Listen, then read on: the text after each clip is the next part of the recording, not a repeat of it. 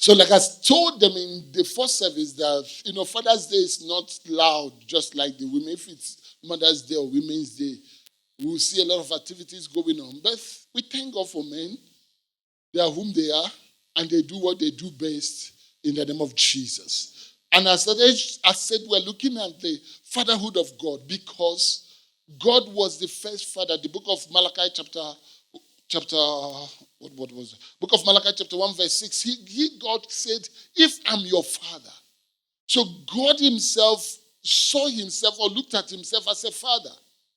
And as a father, he did some things.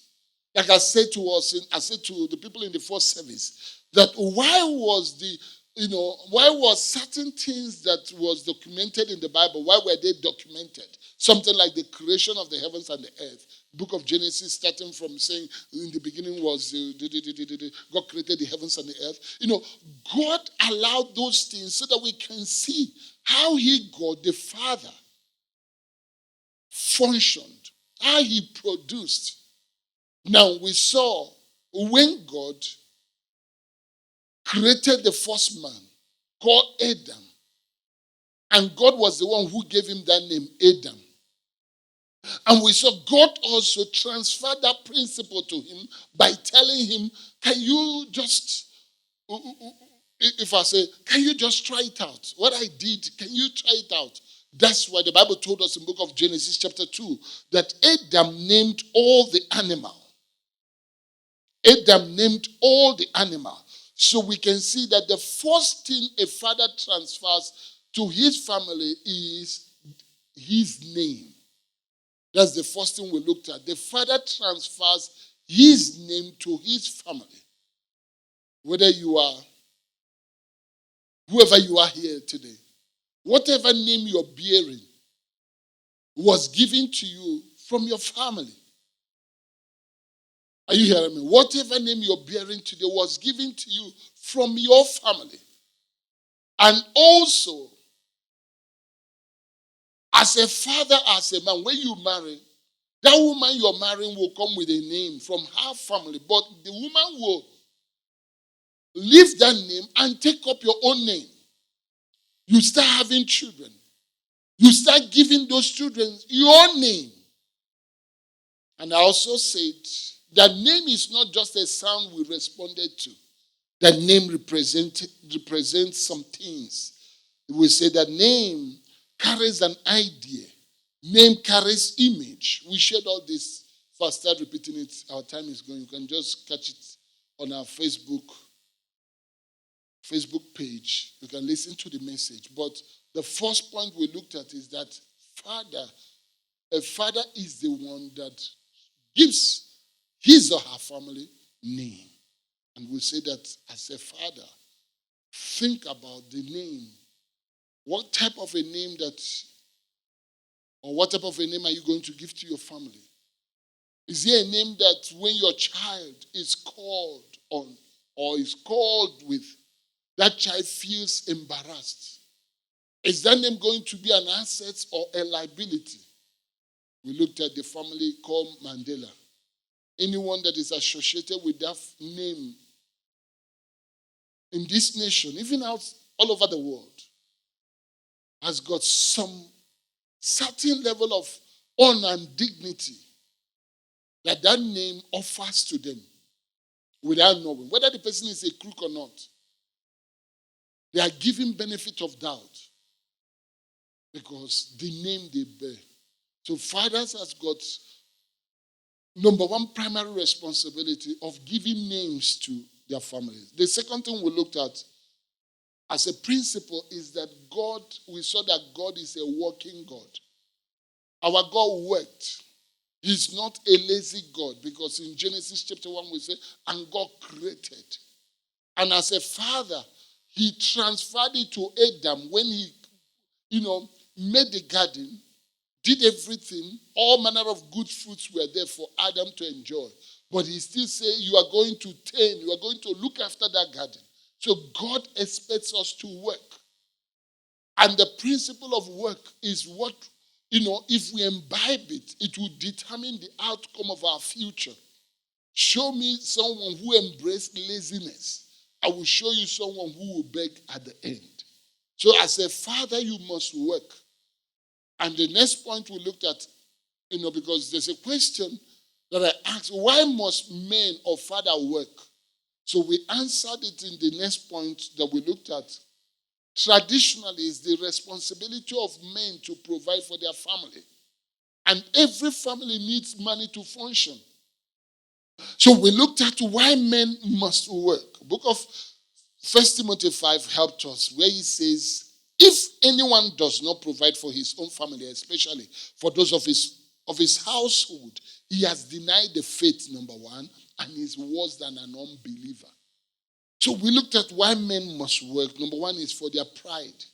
Number two is for their confidence. Number three is for their honor. So these are the points we looked at in the first service. Then in the second service, I want to continue with the next point that is very important. If it's all that I share today, I'll be very happy, because if it's all that I share in this service, I'll be very happy, because it's important let's put it this way. It's very important, because what the outcome or what a child becomes tomorrow is always a byproduct of this very point. A child becomes timid, or a child becomes confident. A child becomes a child that is bold to face the world, or a child becomes a child that is a misfit, a misnormal in the society. It's a byproduct of what happens in this point that I'm going to share with us. So I want you to follow me as we open to the book of Genesis chapter 1 from verse 5. Remember, I'm looking at the principles that God applied. The principles that undergirded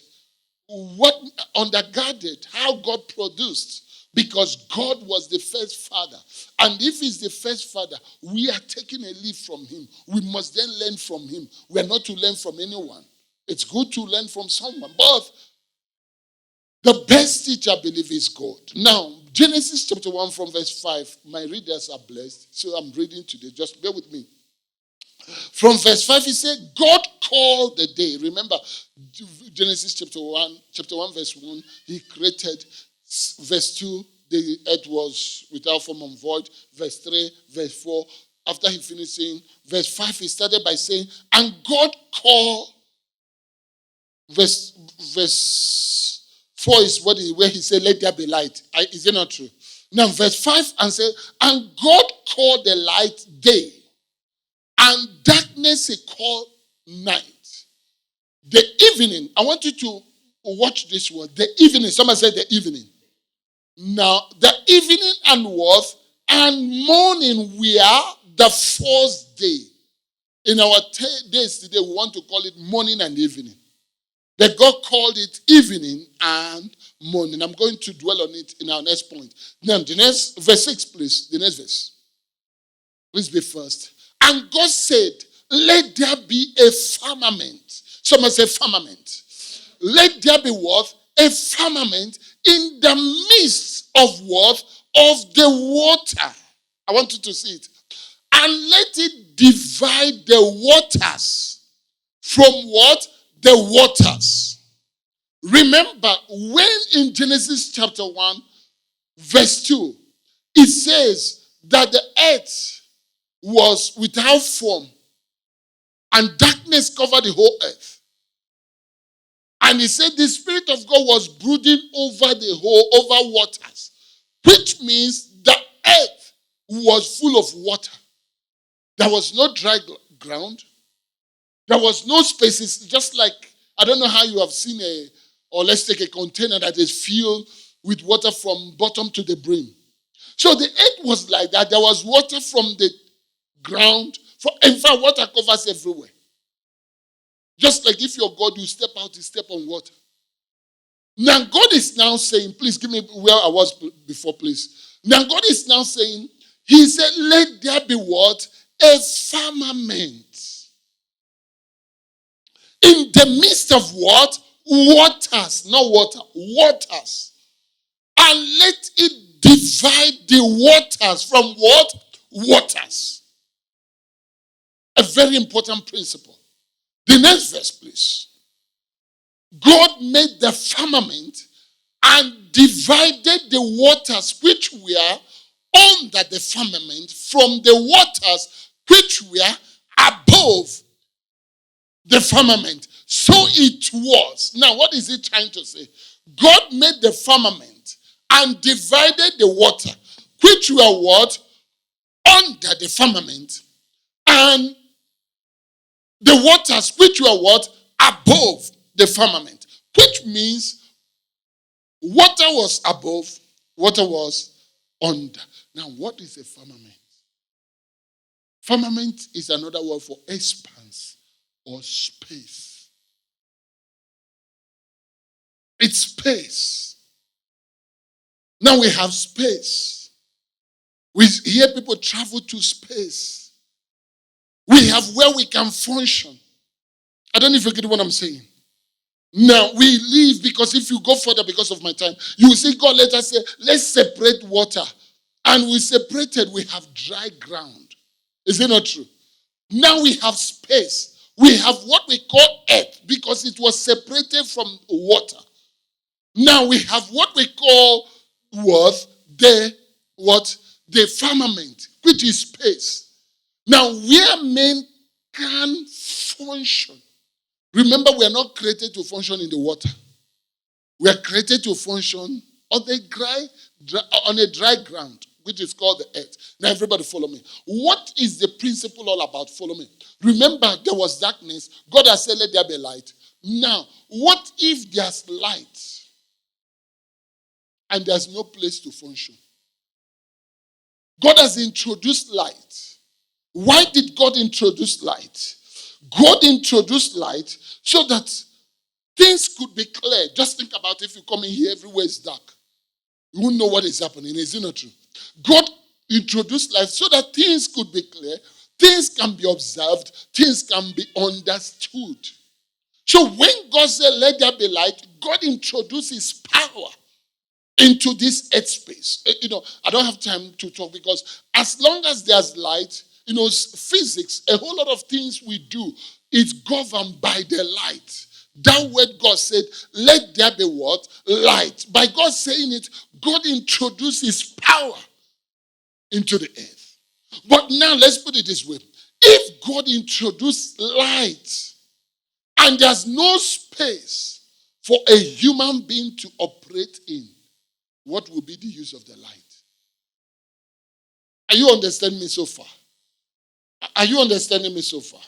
Now, in order for us, so when God said, let there be firmament, let there be space, God indirectly was saying, let there be an atmosphere that will be conducive for because that time God has not created man. Remember, God was still creating man. Let there be an atmosphere that will be conducive for what I'm planning to do. Just like, let's put it in our terms. Have you seen when a woman is pregnant?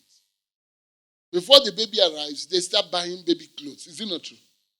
Some people even, when they are thinking it's a girl, they paint their house. What color? Pink.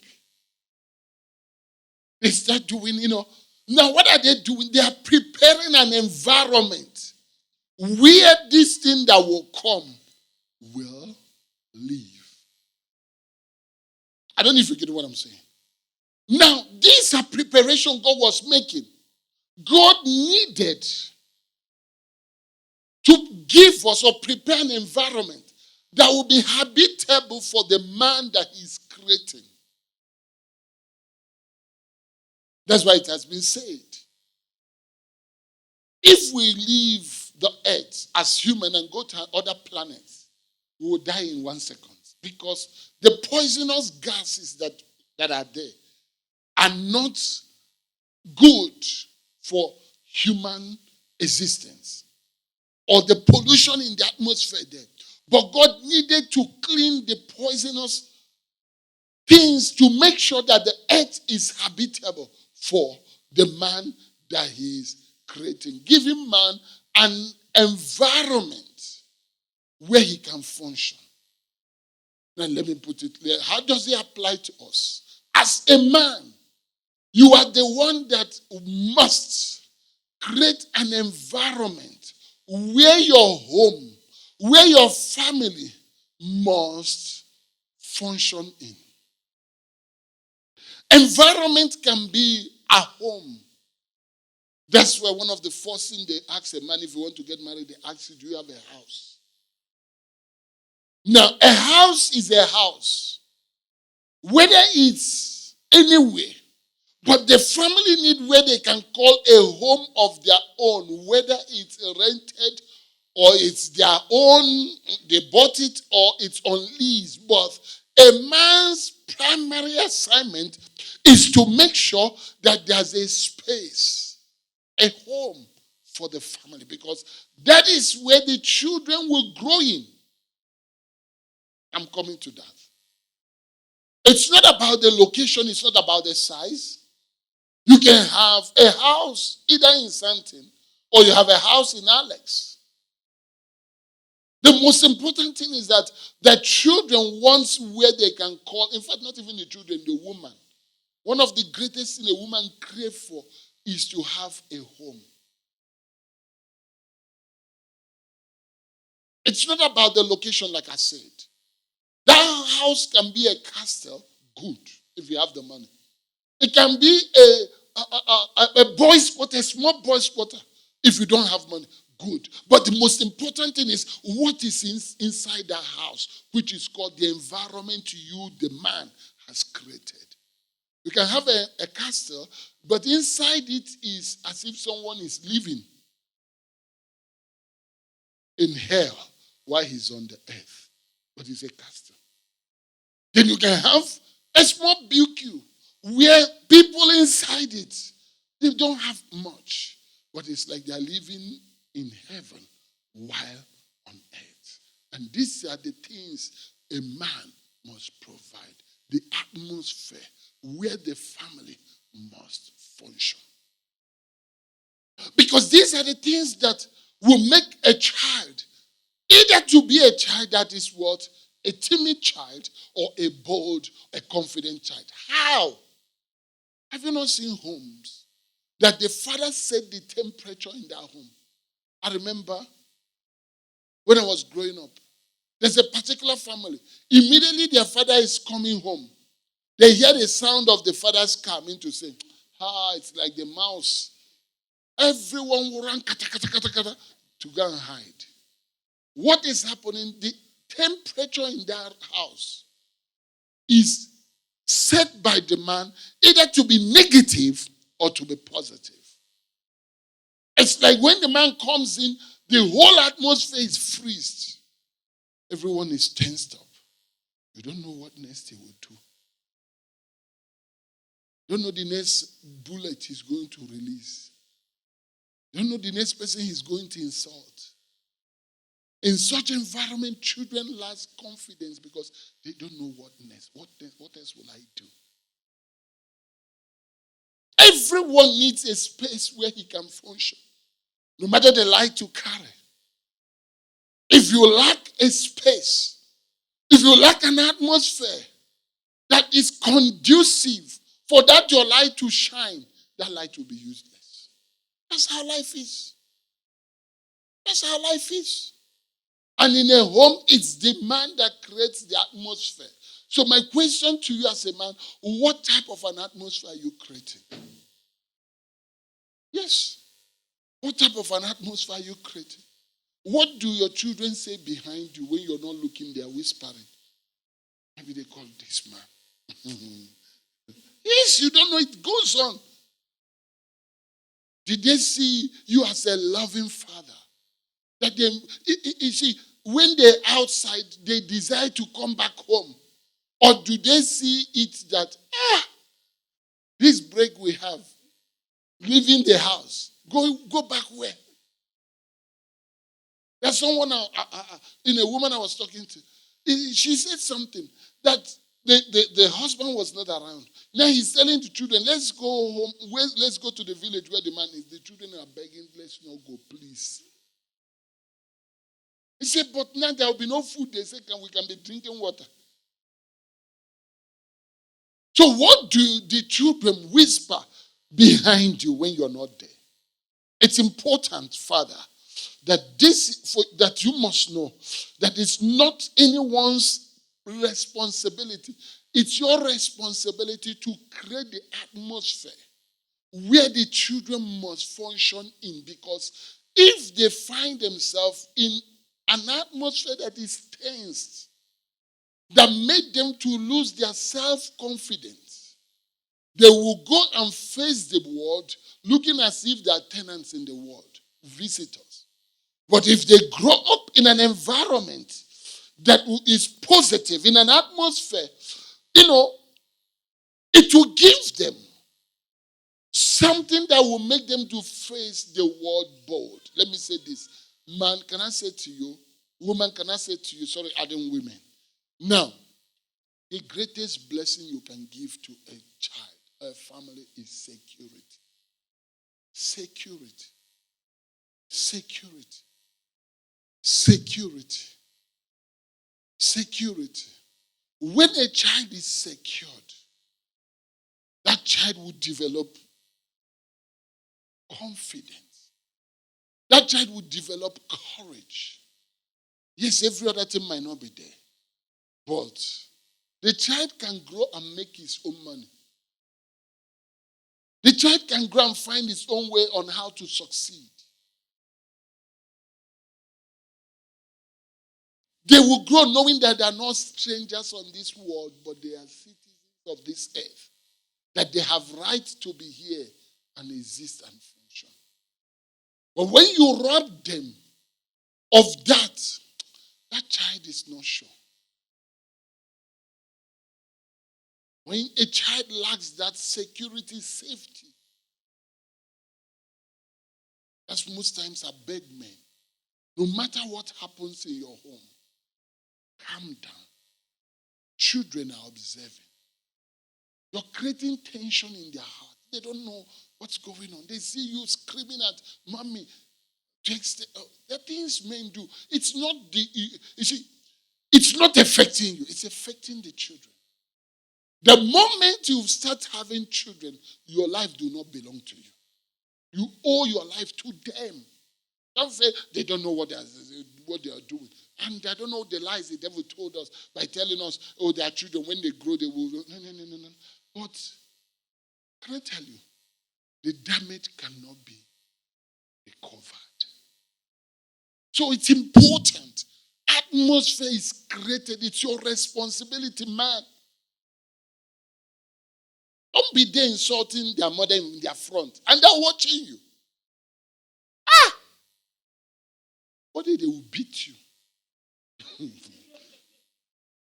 day they will beat you. Don't ever think they side you. There's no male child. There's no male child. As long as he grows, his first assignment is to protect the mother, including from you, who is called the father. Are you hearing me? Yes. Female want to protect their father. That's how it is. So whatever you're doing, be careful. Create an atmosphere where these children will grow in, and they will know they are not strangers in this earth. They are citizens, and they have right to live here and function very well. It's your responsibility. It's nobody's responsibility. Hence, you have given birth to them. You owe them that. You owe them that. You've got kids today, I owe them that. You owe them that. Because they want a safe place. Because it will make them function very well. It will make them know that we're making progress. Don't bring a man, he abuse you before those children. They're watching. Number one, they won't trust you as a mother. They will never. Because you didn't respect them. One day, one of our members, the husband died. The advice I gave him, I said, watch these boys. Be careful with what you do in their phones. Yes. Don't say they're small. No, they're not small. And later she told me that these children are even thinking that they won't protect me. Yes, that's the psychology of boys. They always see you as the weaker person. They are the one that will fight for you. Check a lot of boys. Check a lot of people that didn't grow in a home that the atmosphere was conducive. The atmosphere was a negative atmosphere. That thing really dealt with them. And don't repeat it. You have now grown up. Don't repeat it. That's why you see a lot of angry children in the street. Why do people kill each other quickly here? Because the values of life was somehow destroyed years back. I've started even asking young people. Some honest people have started telling me, yes, what I saw in my home, my mother bringing men, really, I'm talking female now, really was not okay with me. So don't repeat it. Don't say I've got right. Yes, I know you've got right. But respect their right as well. Don't say you've got right. Respect they've got right also. Because they didn't ask you to give birth to them. Respect their right. Don't stay here and say, Pastor said you shouldn't date. If you want to date it in the moon. Don't date it and the children are seeing you. They now watch you. You enter inside that room and close door. The boy will stand there. Be wondering, what is? You don't know what. You don't know the psychological damage.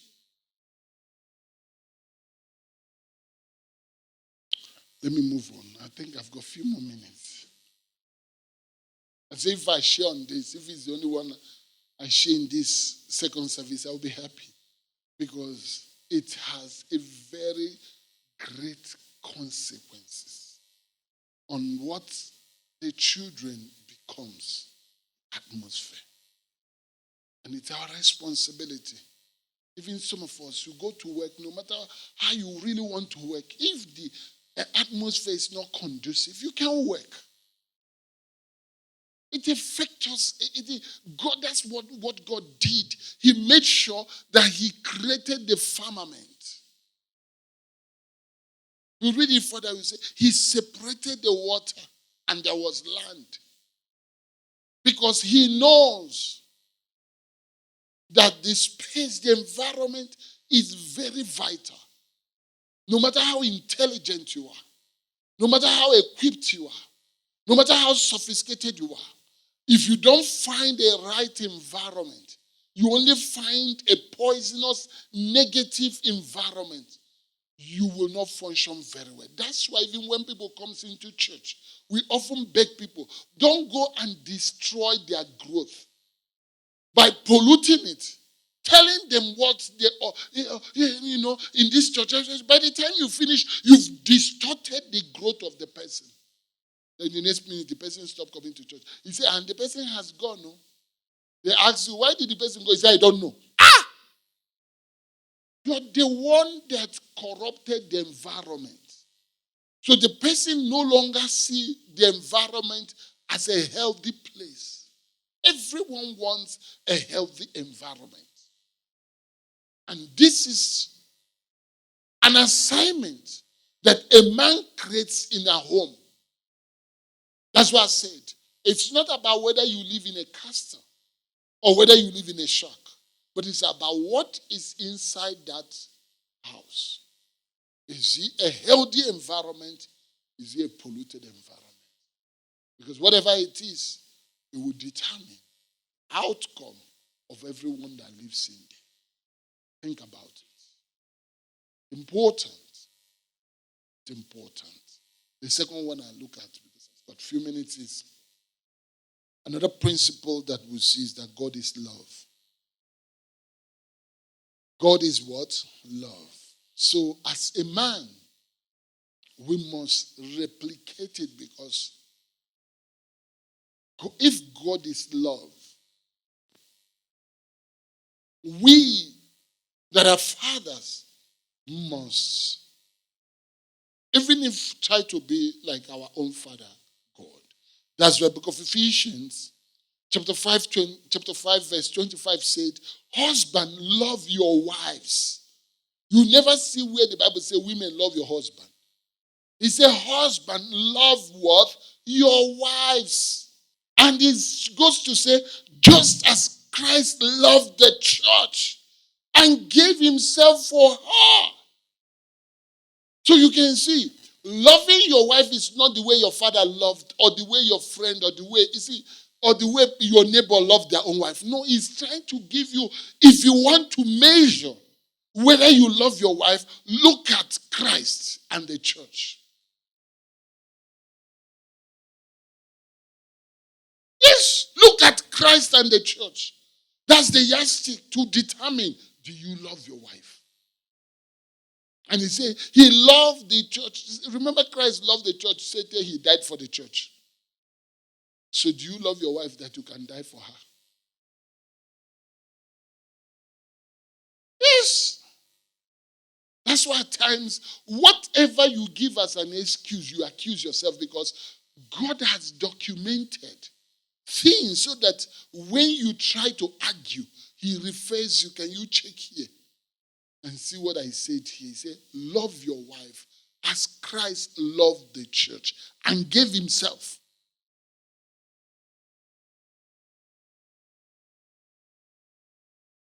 It's important because it determines the atmosphere you create in a home. When the children knows you don't love their mother, they know. Don't insult that woman in front of the children. Ah! Ah! Show that woman respect in front of the children. Also, they say, father ought to love their children unconditionally. That's where I'll stop. The next point. I'm still talking on that love. Parents or men ought to love their children unconditionally. Don't start now showing favoritism, because one comes with a good report, the other one comes with. That do not mean that you have good report that you will succeed more than the other. It's just a report that is in paper. Maybe you're good with certain subjects. The other is just always at the back. But when you people go to test on other life skills, that one might come out successful. Yes. So don't start from now, because this one result is always winning from the back. Start favoring another person. So you need to balance it, because children are observing. How you praise one against the other.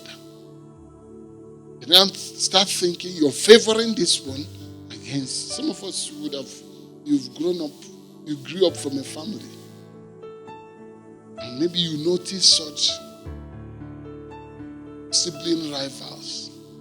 And it started from there. Who is daddy's favorite?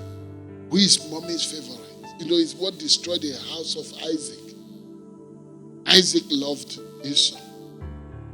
The Bible said that Rebekah loved who? Jacob.